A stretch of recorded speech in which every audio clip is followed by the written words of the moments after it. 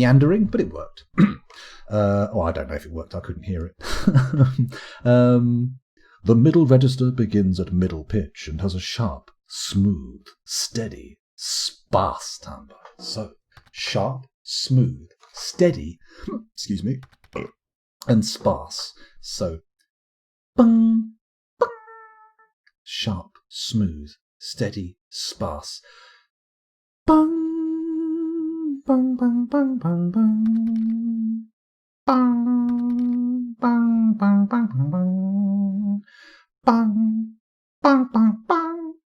Bung, bung, bung. Maybe. The high register begins at high pitch and has a heavy, watery timbre. Heavy, watery, and high-pitched. Heavy and watery. These are sounds I associate with the lower end of the sound spectrum, not the high-pitched end. Heavy and watery.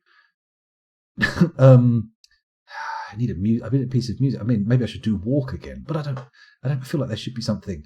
What is that? Let's try and go for some Sepultura this time. Yeah,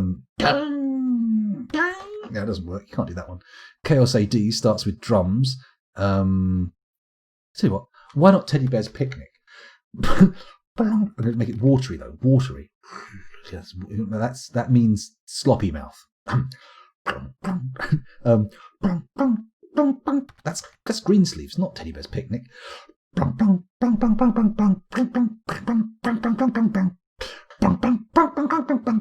That's not heavy. That's not heavy. Heavy means distortion. Oh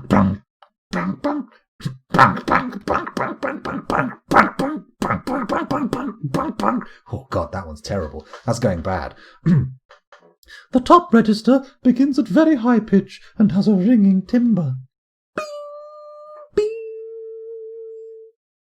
Bing, bing, bing, bing, bing, bing, bing, bing, bing, bing, bing. I can't remember the name of the Metallica song I'm attempting to emulate there, but it starts with lots of very high-pitched bings. Maybe it's one. I'm not sure. I can't remember. It was a long time ago. That was a long time ago. How about a clear glass turtle? What does a clear glass turtle sound like? We could also have a crystal glass turtle, which is significantly more expensive. Let's have a little look at the crystal glass one, because that looks like it's worth a bit more. Shall I also look at chat as well, just in case people are saying, "Stop, you maniac! You're destroying my auditory system. My ears are bleeding. I am going to dedicate the rest of my life to hunting you down and killing you for these noises." Let's have a little look. Frosty tips are so 2000. That's right. I never had frosted tips. I've had long hair since the 90s. So, I mean, like, I've never. What's the point of frosting the tips on long hair? It doesn't work. It's just like you've grown a bad dye job out. What was Sal saying? Righteous is lovely. I'm sure you are righteous. I agree. You seem fair enough. You seem like a nice enough chap, from what little I know of you, of course. I mean, obviously, this stream is not the most insightful method by which to glean people's qualities, but you've never killed any children in front of me yet, so at least you're not the worst kind of monster. Don't drown. Bing, bing, bing, bing. What now? I don't believe I've seen that style. Might be because I was born around that time. Heavens above. Are you a youngling? A teeny weeny. The surf music guitar sound. Has anyone seen that video where they point out the fact that a lot of like really sort of that wasp in a jam jar death metal, black metal sound, they're actually playing a lot of sort of like beach surf music. Anyway, maybe I've explained that wrong. I love this part of the stream, says Righteous. Well, that's good. It's good. I'll keep doing it then. Dick Dale's guitar sounds watery. Dick Dale. Now there's a guitarist name. He sounds like somebody who's like famous amongst guitarists but unknown to the rest of the world. Let's have a little. I'm going to do a quick Google. Congratulations, you prompted the first Google of the session. Let's have a look at Dick Dale. Oh, he's not a youngling. Is that a picture of him with the guy who played Iron Man? What's his name?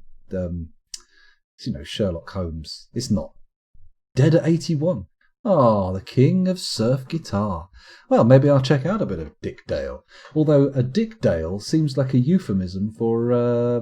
actually, that's too graphic. I was about to launch into a fairly specific description of genitalia that might not be appreciated by the powers that be at Twitch. Maybe I should avoid that. Let's not do that. Guy Fieri.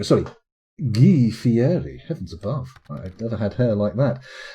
Make Mir play the instruments next time he is present in the Dwarf Fortress stream. Oh no, don't steal my gimmick. No! Heavens above! Stop it! How dare you? Hello, Dr. Phineas. Welcome back. It is a Monday stream because yesterday it was my daughter's birthday and my partner deserved a nice lay-in today, which she wouldn't have been able to have if I'd streamed late last night. So just moved it. Thought I'd move it. Those of you who were in the Discord will have known, but in my patented style, I failed to change the schedule, so no one would have known really. Very few people. DuckTales, ha ha. No, it goes DuckTales, woo, not ha ha. That's crazy. Robert Downey Jr., that's the name. That's the one. Oh, thank you. I am the master. I'm that guy with the severe widow's peak in the Pertwee era Doctor Who episodes. Blah blah blah. Thank you for putting the Discord in there tidy. Much appreciated. Anyway, let's not get distracted. This is a well-crafted crystal glass turrel. It is encircled with bands of rectangular fire opal cabochons and sandpear wood. On the item is a well-designed image of cushioned cabochons in saltpeter. The turrel is a tiny, hand-held conical bore glass wind instrument with a flared bell. The musician blows across a hole in the side. The musician selects the pitch by achieving higher and higher harmonics. The instrument, has a 3.5 octave range, going from a mid-high to an extremely high pitch.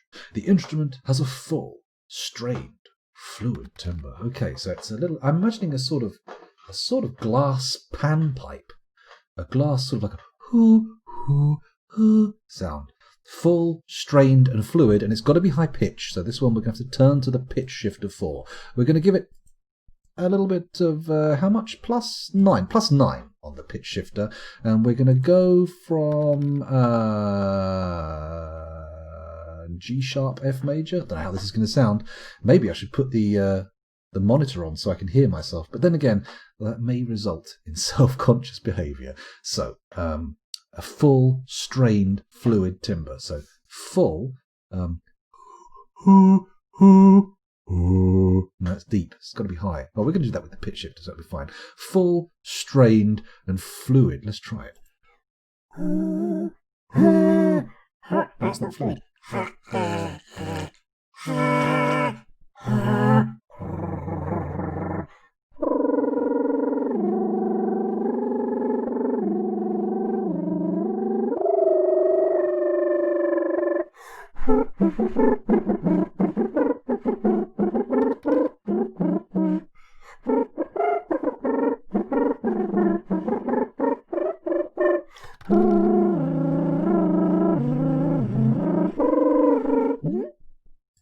No, I don't think so. That went very off the rails very quickly. Glorious looking thing though, right? Fire opals all over it. Oh, very nice. Very exciting. Hello, Rough Repairs. Welcome to the stream. Thanks for joining us again. Greetings to you too. The guy who played the Master was called ... Wait for it ... Roger Caesar Marius Bernard de Delgado Torres Castillo Roberto. What a name. Heavens above. I mean, that's arguably up there with Bum Candy and Piss Sweets in our fortress. That's a very big, long name. Powerful name. Was that the mating call of some animal? I hope not, or I'm about to get bummed by a wild beast. It was too powerful. It would have been heard for miles around. Hopefully it didn't wake my children up. Hopefully they won't bum me. That would be bad. That would be horrific. Oh my God. What am I doing? Where did I go there? Anyway, have we seen an enol? Have we looked at the ibex leather enol yet? I forget if there was an enol on the previous page. No, it's been the elot, the lushob, and the buris, along with the dakon and the turel. Let's have a little look at a yeti bone buris or an ibex leather enoi. We've seen the buris before. I like yeti bones. We'll buy it. Let's just look at the ibex leather enol. We've got an absolute cornucopia of musical instruments here. It's almost like we've been visited by the the musical civilization with all their best bits. It's great. Maybe a night creature, possibly. Don't forget Anja Gerhardt. I'm guessing that's is that close? Is it close to the correct pronunciation, or is it just like is it an actual fantasy made up name that has no actual proper pronunciation? Who knows?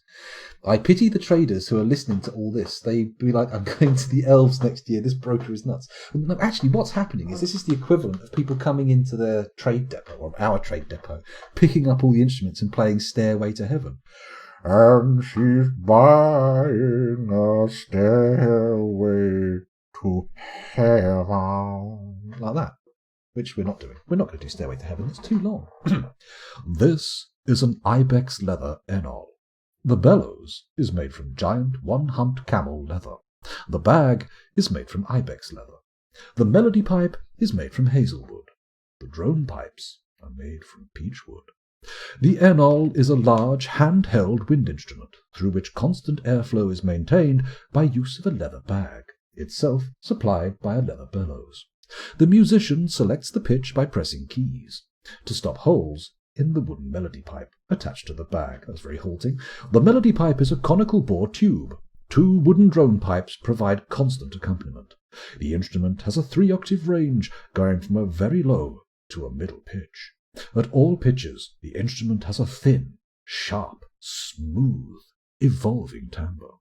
It has 2 registers. The low register has a fluid, slicing timbre. Fluid and slicing. This is my favourite end of the pitch-shifting tool. Let's go down. Let's make it low. Let's give this one -12, as low as the mic will go, and we'll see what we can do. Let's. So it's got to be fluid and slicing, but also thin, sharp, smooth, and evolving. Such musical language.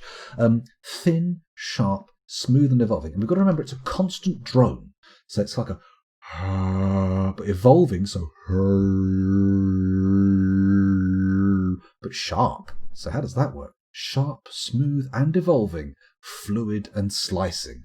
Let's see what we can do with this. Let's see.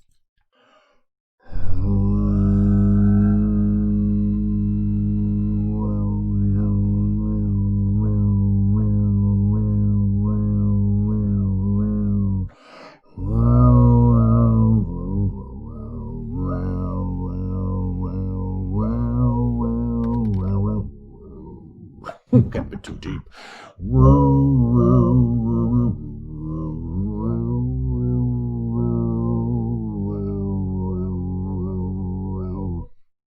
That probably sounded a bit rubbish, but it'll do.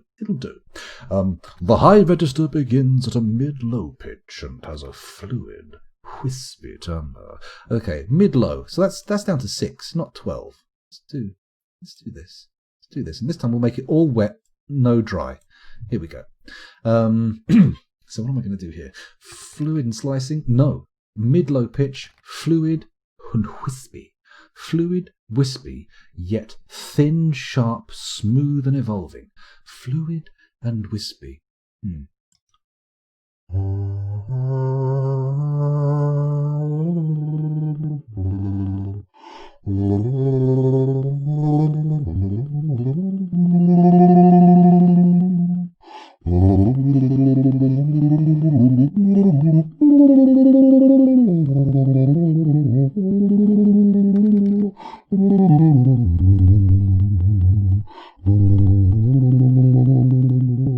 A little bit of John Williams for you there.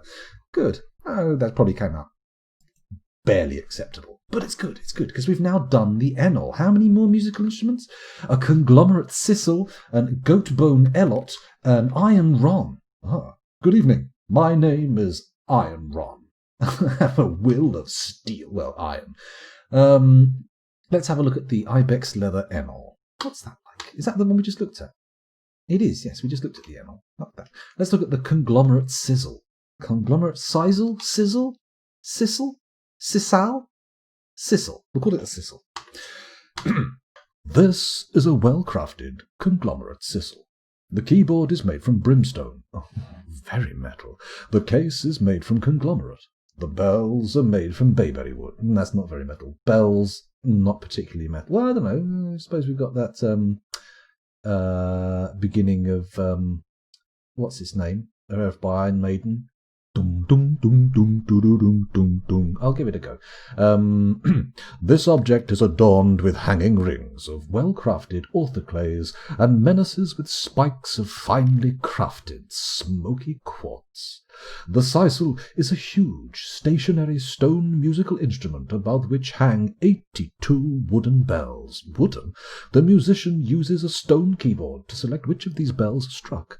The instrument has an 8-octave range, going from an extremely low to an extremely high pitch. The instrument has a graceful, rich timbre. Okay, let's give it a go.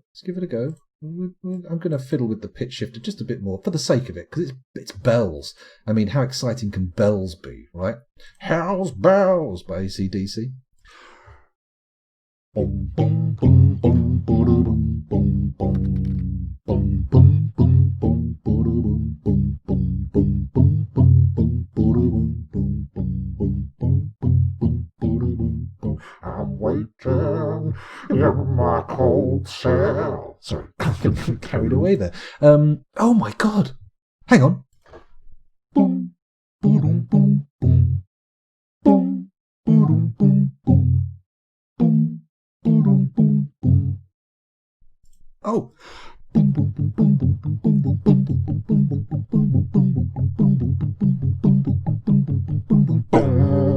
Sorry, I got all tubular bells there for a second. There we go. Very exciting. Very exciting. Lovely, lovely giant bell organ. I like it. Who doesn't love an organ with bells on it? A giant goat bone elot. Hopefully it's not even giant. It's just goat bone. Don't be silly, Scout.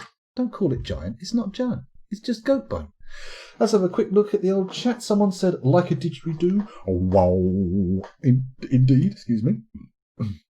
An idea for channel points, instrument song requests. Not the worst idea, although it does require that I know the songs with a degree of familiarity, because I know what I know, and I don't know what I don't know, which is difficult. If you know someone who knows what he knows, then you must know Henry's cat. Sorry.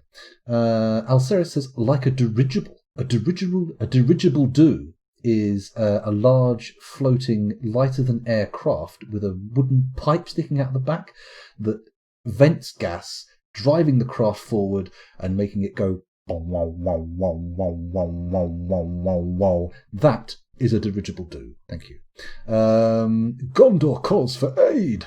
Raises X, says Righteous Boner, which is good. Why not? Let's help Gondor.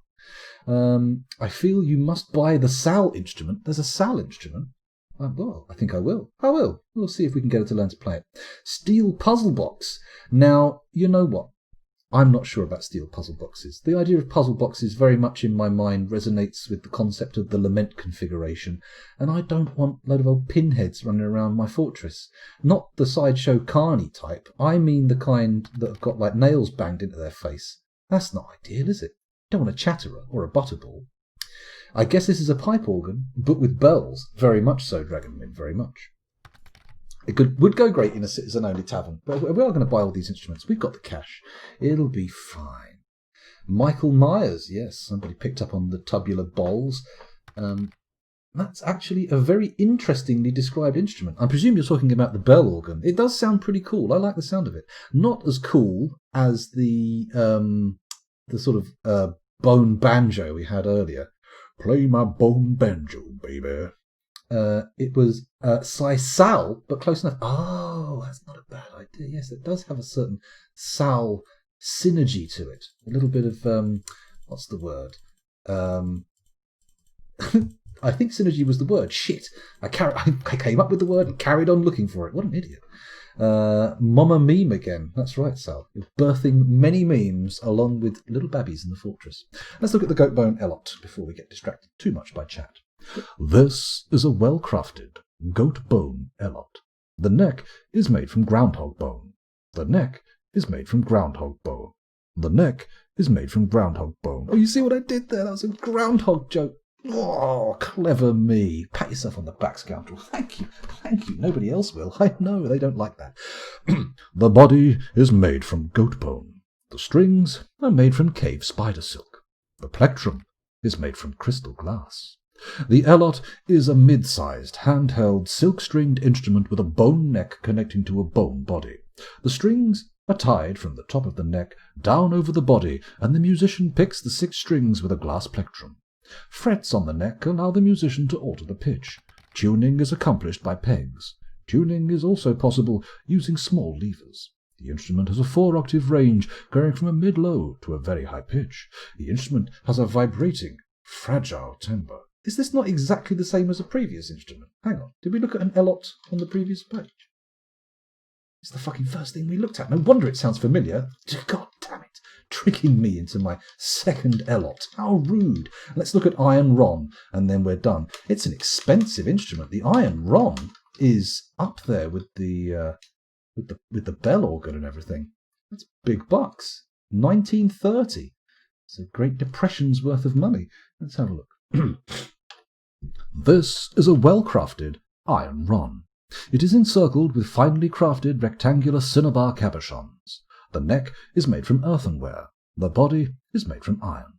The strings are made from giant cave spider silk. The plectrum is made from earthenware. This object menaces with spikes of yellow zircon. On the item is a well-designed image of a large serrated disc in pinfire opal. The ron is a mid-sized, handheld, silk-stringed instrument with a ceramic neck connecting to a metal body. The strings are tied from the top of the neck down over the body, and the musician picks the main string with a ceramic plectrum. A drone string is occasionally plucked. Frets on the neck allow the musician to alter the pitch. Tuning is accomplished by pegs. The instrument has a 3-octave range, going from a mid-low to a high pitch. At all pitches, the instrument has a sharp, fluid timbre.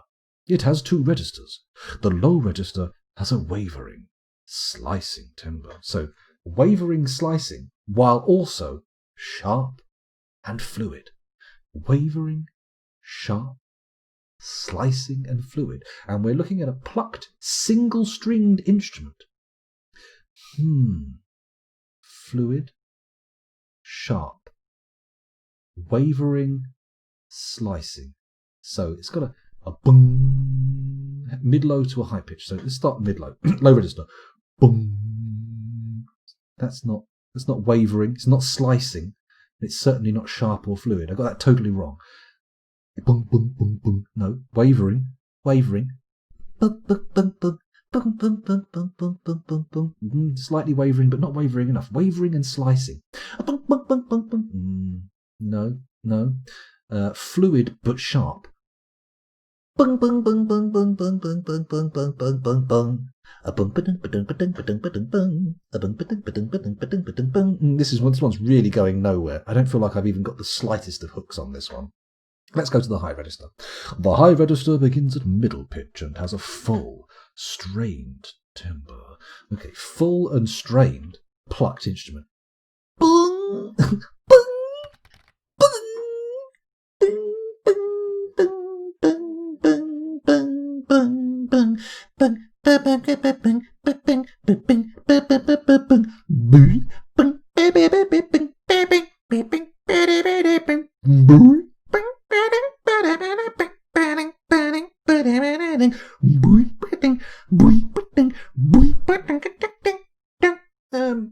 yeah, maybe not the greatest piece of music ever created, but certainly not quite the worst.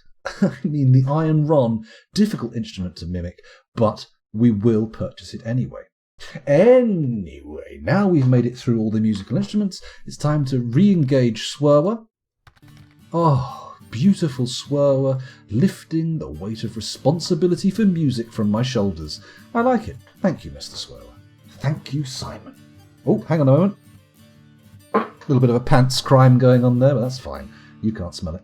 Let's scroll down a bit further past all these toys. Not particularly excited by those. Do I want any animals? Rabbits, alpacas, geese, peacocks, dogs, billy goats? Not particularly. I'm not particularly interested in any of these animals.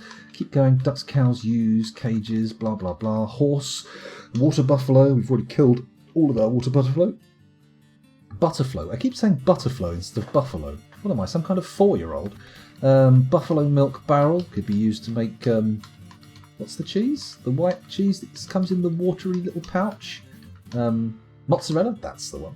Rattlesnake venom. I don't think we've got any practical use for that, although it is pretty metal. I like having barrels of venom knocking around, but right now, unless we can think of some use for it, even a vague one, I don't think we want to invest.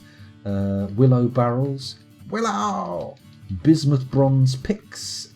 Picks might be cool, but I'm tempted not to buy those just because we do have a powerful metal industry waiting to kick into gear, so maybe we'll leave it.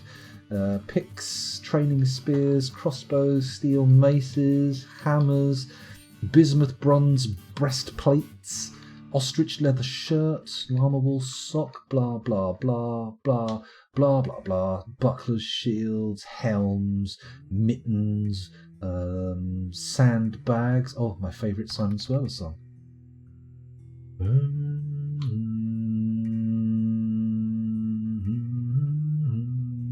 Giant Oriole leather bag? No. For a second I misread that as areola bag, which, I mean, that's pretty wasteful. If you're only using the areola of a creature to build your bags, I mean, that's barely any of the chest. Barely any of it.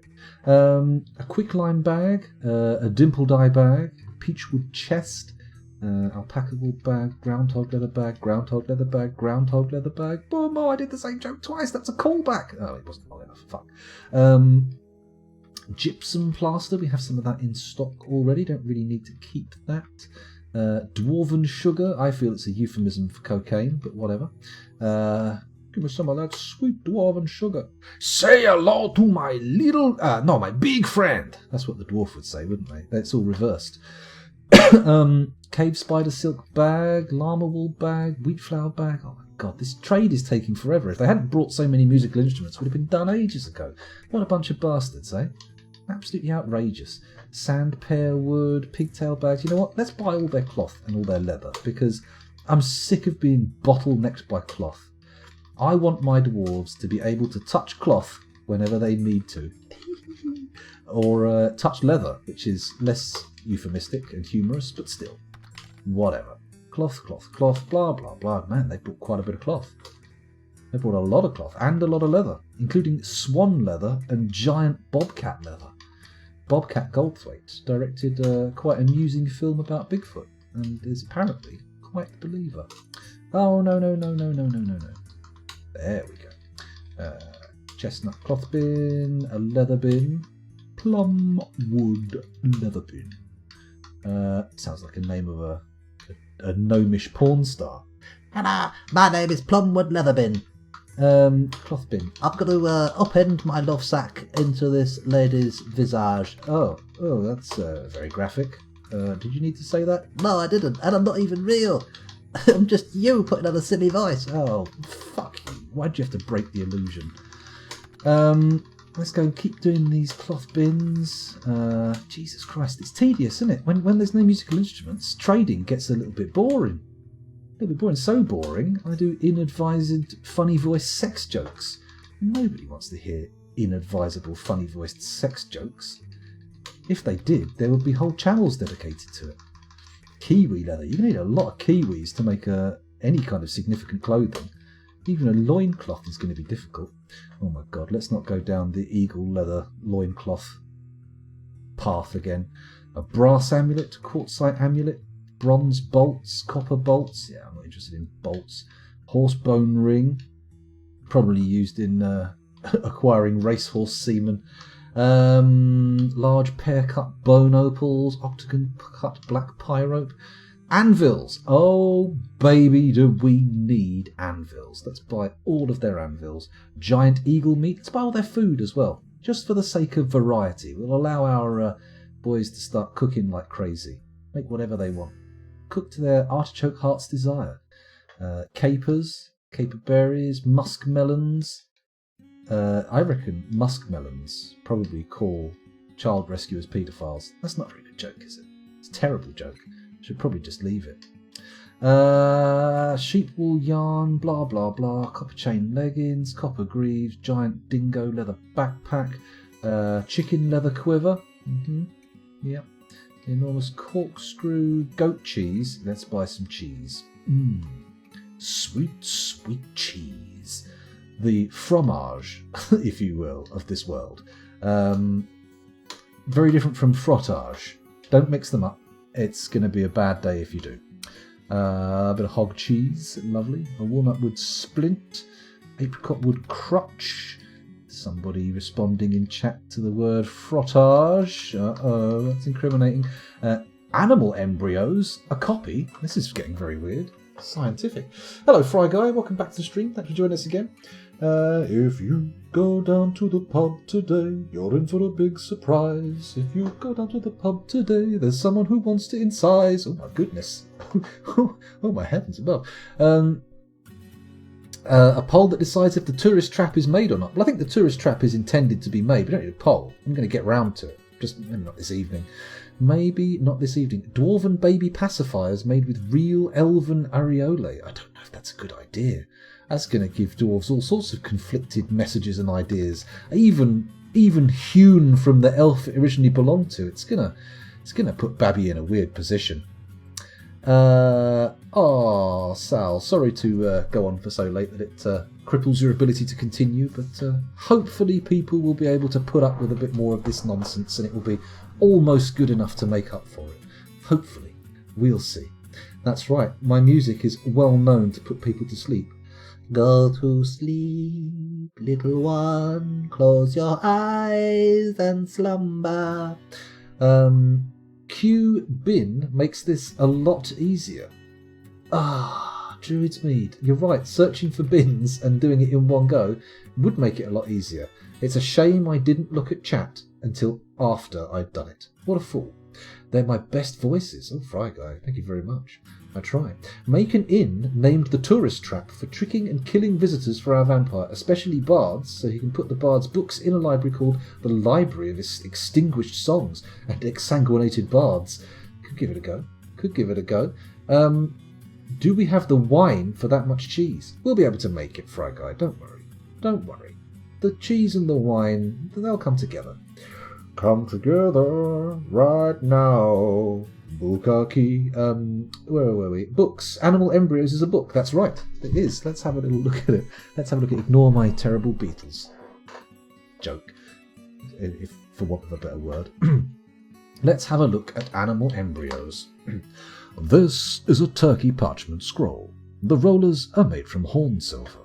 Written on the item is a manual entitled Animal Embryos, authored by Toulon Wheelvice. It concerns the embryological development of creatures.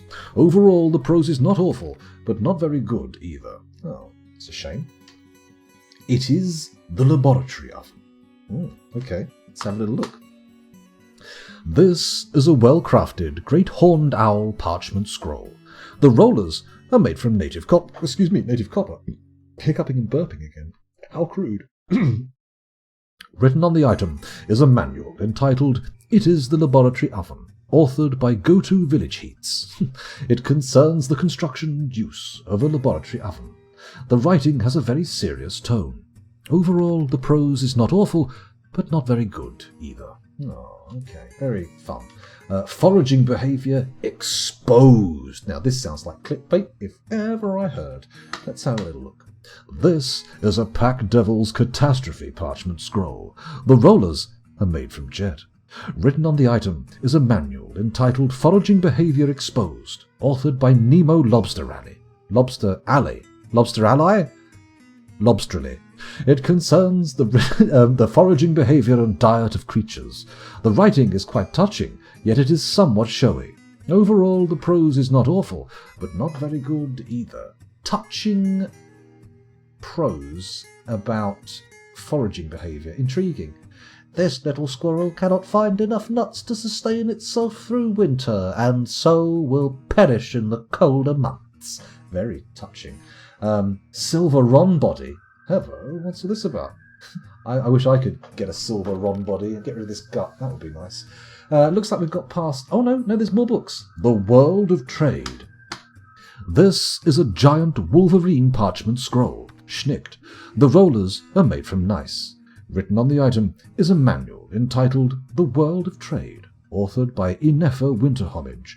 It concerns the process of economic data collection. The writing shows a hint of tenderness. Overall, the prose is passable. Nice. Okay. Bronze Stepladder. That's like an actual stepladder, right? Not a book called that. It is a bronze stepladder. Okay, fair enough. Don't know why it's in with the books, but whatever. The Equation in Theory. This is a well-crafted chicken parchment scroll. The rollers are made from satin spar. Written on the item is a manual entitled The Equation in Theory, authored by Litast Spiral Page. It concerns the techniques of balancing and completion for solving equations. The writing has a hint of viciousness to it. Overall, the prose is great. 1 + 1 is 2, and the bastard equation is balanced on both sides of the equal sign. Grrr! So vicious, such anger, such mathematical rage. A bismuth bronze minecart. The Great Might. Okay, here we go. This is a Jaguar parchment scroll. The rollers are made from stimnite. Written on the item is an essay entitled The Great Might, authored by Feb Paddletick. It concerns nuances of power. The writing gives a feeling of compassion here and there. Overall, the prose is great. Good, I like it. Cave Spider Silk Ron Strings? What's a spider? Cave Spider! Giant Ibex Parchment Scroll? What's written on that? Nothing. A parchment quire, an anhydrite bound codex. Oh, this is an excuse me. Put my brain back in. This is an anhydrite bound codex. It is encircled with bands of grey langur bone. On the item is a finely designed image of Moma's crystal nets, the dwarf, in quartzite. The written portion consists of a 29-page manual entitled A World of Animal Courtship, authored by Lai Homage Canyons. It concerns the reproductive behavior of creatures. The writing takes frequent, interesting tangents, and it has a rare but particularly exquisite turn of phrase. Overall, the prose is passable. I bet it's got a chapter on corkscrew willies. This is a pig. It has a corkscrew willy. This is a duck. It also has a corkscrew willy. This is a dolphin. It is exceptionally rapey. There we go, that's what it's like. That's what the book's like. A mica-bound codex. So many codices. It's nice. This is a mica-bound codex. The written portion consists of a 114-page manual entitled Treatise on the Postulates, authored by Damstow Strikeflies. It concerns axiomatic reasoning. The writing is quite cruel. Overall, the prose is not awful, but not very good either. Oh my goodness, Cruel Axioms. Sounds like a band name from people who don't know what an axiom is. A borax-bound codex. Oh, this is very nice. Oh, that's borax. This is a borax-bound codex. This object menaces with spikes of swan bone and fox bone. The written portion consists of a 146-page manual entitled Errors in the Facts. It concerns the nature of truth. Overall, the prose is great. Sounds like that's the kind of thing that would end up being a YouTube video these days. I think you'll find there's some errors in the facts. A giant capybara parchment sheet. They won't have anything written on them, will they? So that's it. That's all the books, all the instruments, all the food, and all the bars. Let us balance this equation, see what I did there, with some of our spiky wooden balls. Birchen balls. Birch, please. Let's go down here. We're currently asking for 24 grand's worth of items. They're making a significant loss at the moment, but if we go all the way down here... Oh, they're already making a massive profit. They're making a 10 grand profit. Let's tune that down to about 5.5 and a bit grand. This seems good. Let's offer. Let's make an offer. Are you sure you want to trade the selected goods? Yes. Perhaps you'd consider this superior proposal. He just wants more balls? You can have more balls. I am not opposed to your ball request. Yep, there we go. Oh, wonderful. Thank you for your business. Thank you for your wonderful musical instruments and spectacular array of books. It has been a genuine pleasure. There we go, and now we can let them go. Beautiful. So, we have dealt with the mood, we have dealt with the traders, we have yet to deal with our vampire. Oh, I do not drink. Why? As old Gary Oldman said. Dear oh dear. Let's go down here. What am I looking for? Oh, Ravelin. Ravelin, you appear to be the first to fall to Hank Marvin. That's terrible. That's terrible. First 2 words of the stream, says Ravelin. Corkscrew Willie. Corkscrew Willie, bam-a-lam. Was that prose a bit rapey, or did I mishear? No, dwarves. Legendarily rapey. Very rapey. They'll bang it in your blowhole without a second thought. Absolute bastards. So many balls. I know, Rough Rapaz. So many balls indeed. I love banging my balls on the table for a trade. It's nice. Let's negotiate about my spiky balls. We should make the inn room before we put the vampire in their chambers. Well, the vampire, what I want to do is, looking at the time, it's 2:30 in the morning here. We ain't getting our, we're not getting our tavern finished this session. So all I want to do is have some fun. No, stop it.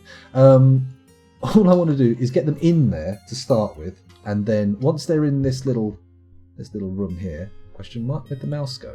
There we go. Once they're in this room here, then we can make a second setup, right? We can be a little bit more exciting next session, creating the tavern on the surface and then moving the vampire into the tavern. So we'll make suitable arrangements for their incarceration there. It'll be fine. It will be fine. But it's not going to happen this session. We don't have enough time left.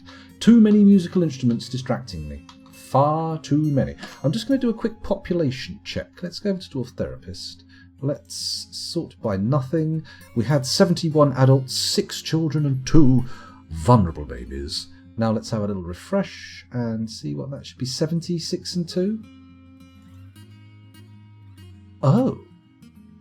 So Ravelin was already dead before the last time. He did do a die, Ravelin. Your dwarf done a bloodless die. You've been supped on. You've been pierced like a Capri Sun and drained. Drained, I say. Yeah, so unfortunately you're going to have to request another vampire, which will be probably in the next one, because I don't think we've got a name EQ to actually deal with. We're just waiting now. Oh, we struck clear tourmaline. Where are we digging? Oh, we're digging deep, aren't we? We're delving deep. Come on, everybody get this smoothing done. Oh, hello. Oh, yes, I do apologise. Thank you for the poop, Sal. Much appreciated. Pooping in the correct place and correct time. Well done. Well done. I could have, if I'd really, really fucking tried, made that sound a little bit more patronising, but not much. Not much. There was not much headroom for increased patronising-ness. Patronisation? Patronosity? Patroning? I don't know. Oh, the merchants are off. Bye-bye. Off you go to Alath Zagod. Bring more and different musical instruments next time. We need something almost as good as the Koksuku band. We do. Dr. Acula. Or Alucard. Oh, no, that doesn't work. That doesn't work. That's right, so Chief Pooper, and also Chief Pooper of babies in the fortress. Not that babies are pooped. That's elves. They're shat out into the world. Elves born from their mother's bum holes. That's what I say. Doesn't matter if it's true. It's another one of those beliefs that I will hold dear to my grave. Elves. Disgusting. Foul creatures. Oh. Sorry, I'm getting a little tired here. I'm waiting for them to get these doors in play. I don't know if they will, though. That could be a problem.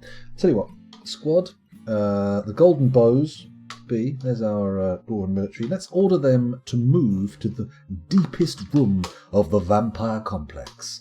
And then, hopefully they'll do that and stay away from the rest of the vampires.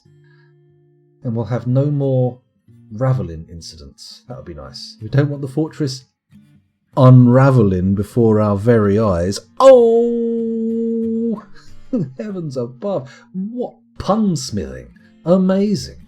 Incredible work, scoundrel. Thank you. Your self-congratulatoriness is very, very nice. Especially if the vampire has medical skills. If they're a vampire, there's no getting around it. They've got to be Dr. Acula. I pop out the babies, not poop them out. Yes, you pop babbies, poopies? Got to work on that. Vulnerable babies. So bloody vulnerable. Here's our vampire. Look at him. Look at him with his thin hair. We know what you're up to. We know your game. We know what's going through your little bloodthirsty mind. Literally bloodthirsty. Terrible. What a monster. What a barbarian. What a fucking gusset nugget. Yeah, that's right, I went there. I called you a fucking little lump of poo. That's what I did. Hello, Two Cats Yelling. Welcome back. Thanks for joining us again. And apologies, but the stream is rapidly approaching its end. I'm losing my wind. I'm getting a little bit tired. It has to be said. It's 2:30 in the morning. Mind you, I've only been streaming for 3.5 hours, which isn't exactly epic time, is it? I really do need to do more daytime streams.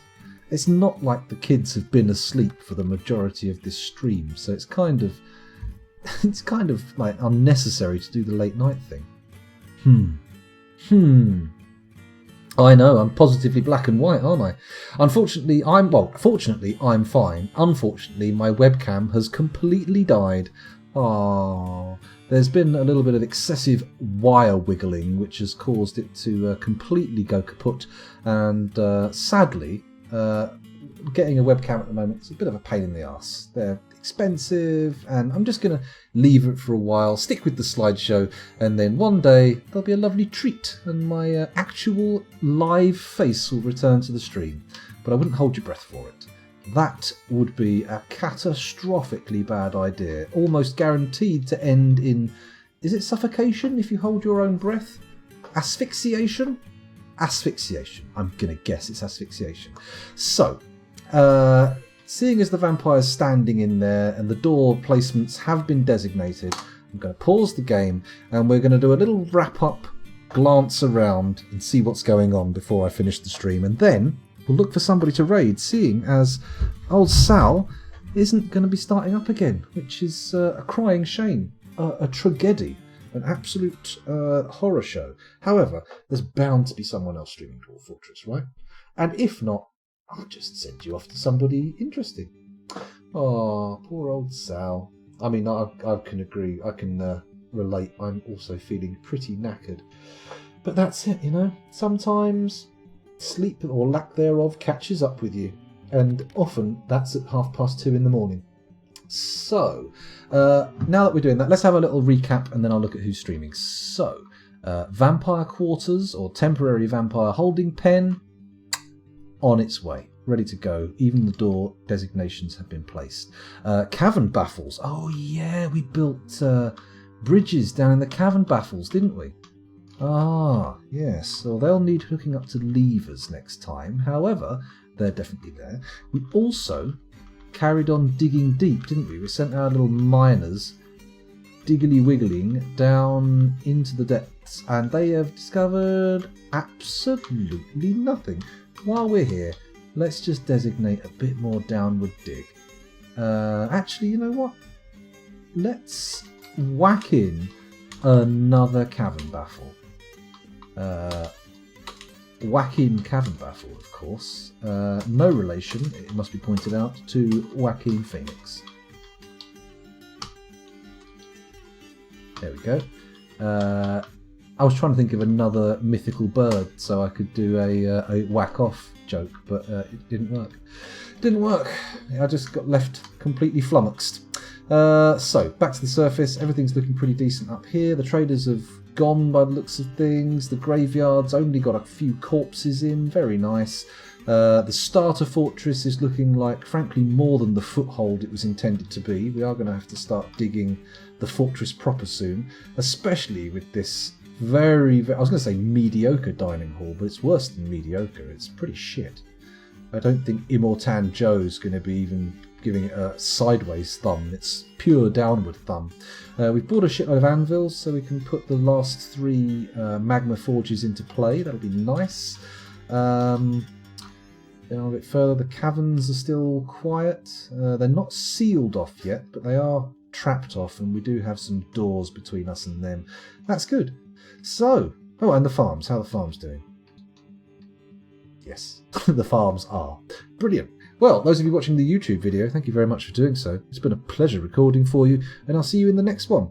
Maybe. Who knows? Probably not, to be fair. You've just sat here watching an hour-and-a-half video of me rambling on and making silly noises. I'm pretty sure there's more exciting stuff on YouTube, but, you know, maybe you're too lazy to go look for it and you've accidentally clicked on a playlist, in which case, you poor fucker. Bye.